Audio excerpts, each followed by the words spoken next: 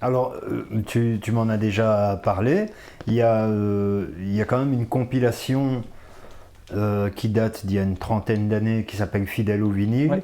sur laquelle on retrouve notamment Malfrat linguistique, Malfrat linguistique, donc c'était avant qu'il ne devienne Starflame, c'est ouais. voilà, et d'autres, Ouais. et que cette compilation a été enregistrée en fait à la Louvière. Ouais, alors ça, je le dis souvent aux gens, c'est qu'en fait, cette compilation, donc Fidèle au vinyle, tu retrouvais aussi, t'avais des Liégeois, des Montois, et aussi des Bruxellois, en tout cas, parce que Accro venait de Bruxelles, entre autres, et donc, euh, c'est un peu la première compilation de hip-hop wallon, et c'est sorti en 1993, et donc c'était juste après, enfin, quand je dis juste après, c'est bah oui, 3 ans après, après BRC, après Bruxelles Rap Convention, donc c'est quand même dingue de se dire que cette compilation s'est faite ici à la Louvière et que tu te dis que c'est quand même une des pièces maîtresses de la culture hip-hop en Belgique. Et je trouve ça un peu, je trouve ça cool en fait.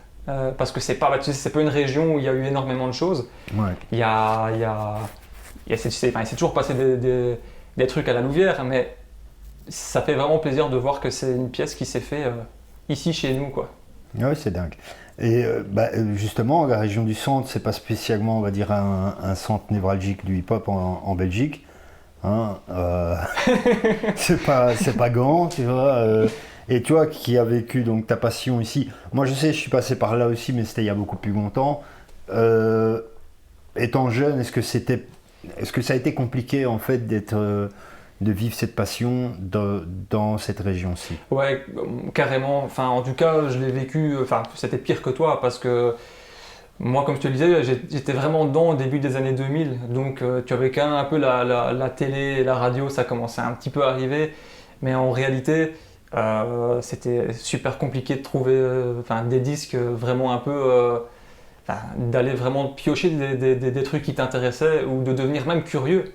Donc, ouais, je trouve que ça n'a pas été facile. Et aussi, tu n'avais pas forcément beaucoup de gens qui écoutaient du rap, hein, ou qui étaient dans cette culture parce que c'était une ville vachement rock, enfin, je trouve à l'époque. Bon, Et peut-être même encore maintenant, ça je sais pas trop. Donc, ouais, c'était pas forcément évident de vivre de sa passion, en tout cas, enfin, vivre sa passion à l'époque. Mhm. Tu te sentais un peu isolé, c'est ça? Ouais, t'avais pas, enfin, tu sais, j'avais pas forcément beaucoup de potes qui écoutaient du rap, hein. C'était vraiment, j'en avais, mais c'était vraiment vite fait. En tout cas, ils connaissaient 2-3 groupes et tout ça. Donc c'est vachement plus tard que j'ai pu, en prenant le train, tu vois, en allant voir des événements, en rencontrant des gens, que là, tu te rends compte que ouais, il y a moyen d'avoir accès à cette musique. Ouais, vous l'avez vécu vraiment encore d'une autre manière parce que il y avait vraiment, je pense, à votre époque, rien de chez rien, tu vois. Enfin, je crois. Ouais, Hein. non, il n'y avait rien grand-chose. Mais voilà, la Belgique c'est petit, donc s'il n'y a rien ici, tu bouges ailleurs, quoi. Ouais. Donc on a parlé un petit peu de Melpiano qui vient de Soigny, c'est ça? Ouais. Toi qui as justement répertorié un petit peu, tu t'es sorti en rap en Belgique. Qu'est-ce qu'on peut pointer d'autre dans la région du centre? Alors en physique, je préfère te parler en physique parce que pour tout ce qui se passe sur le côté, c'est plus compliqué. Je pense que faut vraiment, enfin, je ne pas dire de bêtises, mais je pense que le premier CD, c'est Boom Bay qui l'a fait en 2002. Ensuite, tu as eu un album ou un maxi ou un EP même, de Kamas. Et tu as eu récemment Boom Bay qui a ressorti quelque chose, Masto aussi de la région, et Zerko qui lui a sorti aussi des trucs, et notamment un projet aussi en 2015.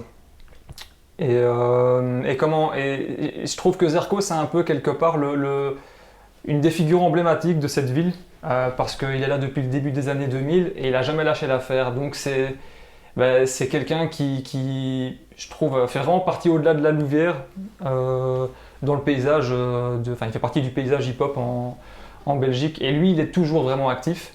Et puis tu as Donc ça, c'est vraiment pour le physique. Et puis, tu as plein d'autres groupes que je connais pas spécialement parce que, je te le disais tout à l'heure, il y a des rappeurs à tous les coins de rue. Et mais j'imagine qu'il y a plein d'autres gars qui sont là derrière, et pas forcément que dans le rap. Donc voilà, et des gens qui organisent aussi des événements. Donc